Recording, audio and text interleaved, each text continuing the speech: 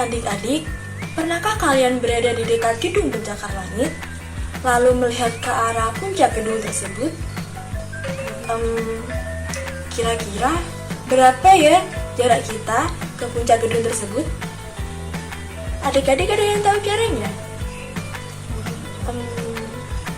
Apa harus pakai meteran ya? Eits, ada cara yang lebih mudah loh. Mau tahu? Yuk kita simak pembelajaran kali ini.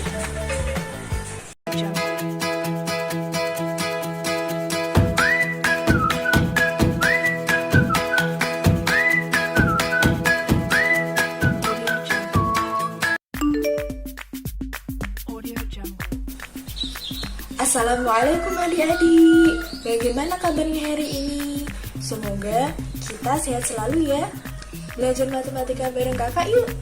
Kali ini Kak Sofi selaku fasilitator Laboratorium Multimedia Pembelajaran Fakultas UIN Sunan Kalijaga akan mengajak kalian untuk belajar matematika dengan tema Teorema Pythagoras.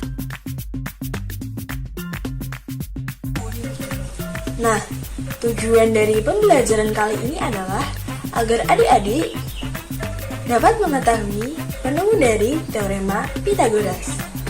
Kemudian, dapat mengetahui pengertian dari Teorema Pythagoras. Selanjutnya, dapat membuktikan kebenaran dari Teorema Pythagoras. Kemudian, dapat menentukan sisi-sisi dari segitiga siku-siku. Dapat menghitung soal penerapan dari Teorema Pythagoras. Dan yang terakhir, dapat membedakan jenis-jenis segitiga.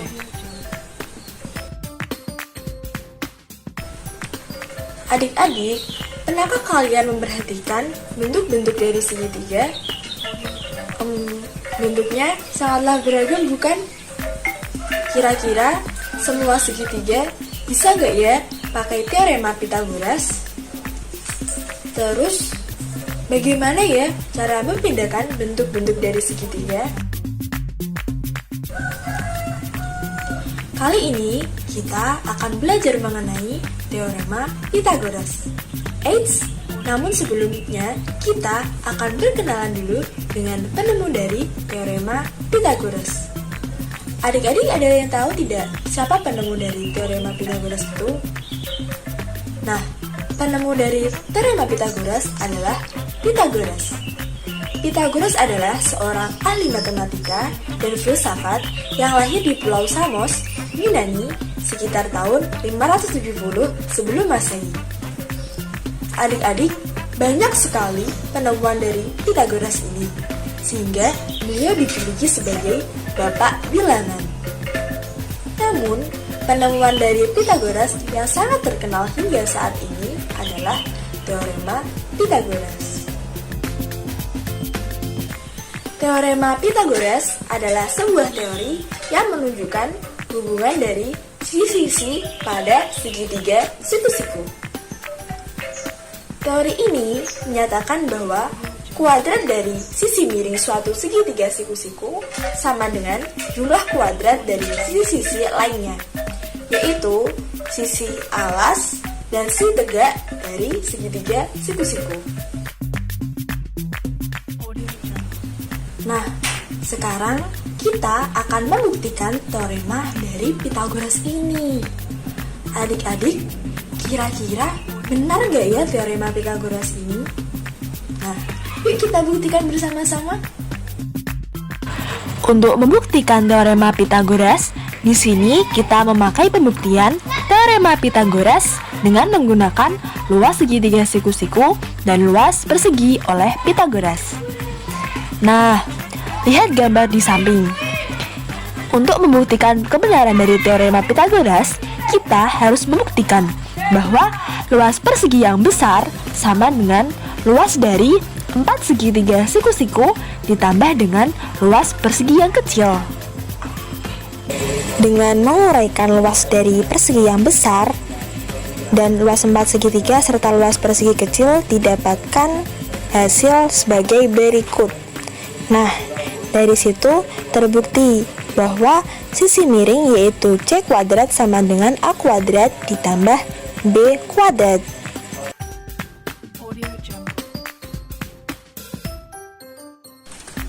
Nah, adik-adik, setelah kita dapat memahami dan mempelajari materi tentang teorema Pythagoras, sekarang kita akan menyelesaikan soal yang berhubungan dengan teorema Pythagoras. Diketahui segitiga siku-siku ABC dengan siku-siku berada di B apabila panjang sisi AB sama dengan 16 cm serta panjang BC sama dengan 12, maka hitunglah panjang sisi AC pada segitiga tersebut. Kira-kira gimana ya cara ngerjainnya? Adik-adik, pertama-tama kita gambar dulu segitiga sesuai dengan sisi-sisi yang diketahui. Nah, karena segitiga tersebut merupakan segitiga siku-siku, maka kita dapat mencari panjang AC dengan menggunakan rumus teorema Pythagoras. Sehingga didapatkan C kuadrat sama dengan A kuadrat ditambah B kuadrat. Dan kita masukkan angka ajakannya dan didapatkan C sama dengan 20. Gimana? Mudah bukan? Selanjutnya, yaitu materi yang terakhir, kita akan membahas tentang jenis-jenis segitiga. Kira-kira gimana sih cara membedakan mana segitiga yang bisa memakai teorema Pythagoras, yang segitiga yang tidak bisa menggunakan teorema Pythagoras itu?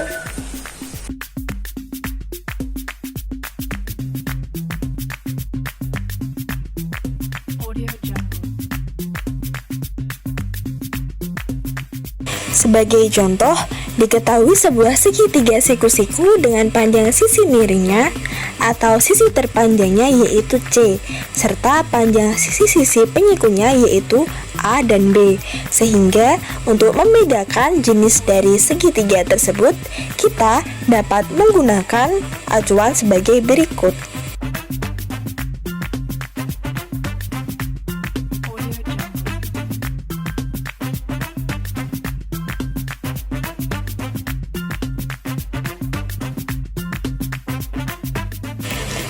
Nah, mudah bukan untuk membedakan jenis-jenis dari segitiga tersebut? Ya, gak kerasa ya, pembelajaran kali ini telah selesai. Adik-adik, seru gak sih pembelajaran kali ini? Kakak harap semoga semua yang telah kakak sampaikan dapat dengan mudah dipahami oleh adik-adik. Kurang lebihnya saya mohon maaf. Selamat belajar dan tetap semangat. Wassalamualaikum warahmatullahi wabarakatuh. Dari situ terbukti bahwa sisi miring yaitu C kuadrat sama dengan A kuadrat ditambah B kuadrat.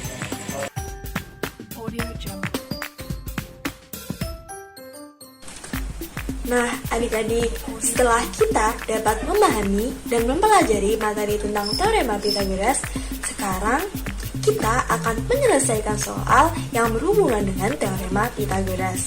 Diketahui segitiga siku-siku ABC dengan siku-siku berada di B apabila panjang sisi AB sama dengan 16 cm serta panjang BC sama dengan 12, maka hitunglah panjang sisi AC pada segitiga tersebut.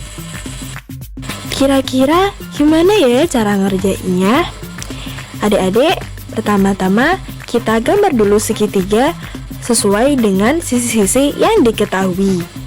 Nah, karena segitiga tersebut merupakan segitiga siku-siku, maka kita dapat mencari panjang AC dengan menggunakan rumus teorema Pythagoras. Sehingga didapatkan C kuadrat sama dengan A kuadrat ditambah B kuadrat. Dan kita masukkan angka ajakannya dan didapatkan C sama dengan 20. Gimana? Mudah bukan? Selanjutnya, yaitu materi yang terakhir, kita akan membahas tentang jenis-jenis segitiga. Kira-kira gimana sih cara membedakan mana segitiga yang bisa memakai teorema Pitagoras, yang segitiga yang tidak bisa menggunakan teorema Pitagoras itu?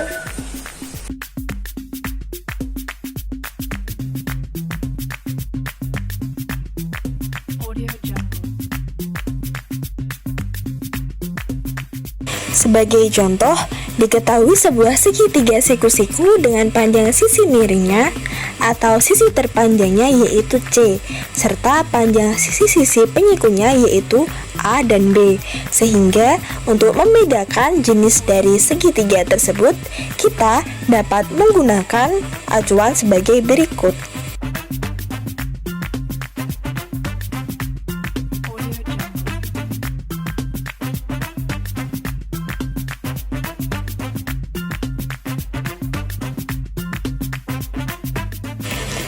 Nah, mudah bukan untuk membedakan jenis-jenis dari segitiga tersebut? Ya, gak kerasa ya, pembelajaran kali ini telah selesai. Adik-adik, seru gak sih pembelajaran kali ini? Kakak harap semoga semua yang telah kakak sampaikan dapat dengan mudah dipahami oleh adik-adik. Kurang lebihnya saya mohon maaf. Selamat belajar dan tetap semangat. Wassalamualaikum warahmatullahi wabarakatuh.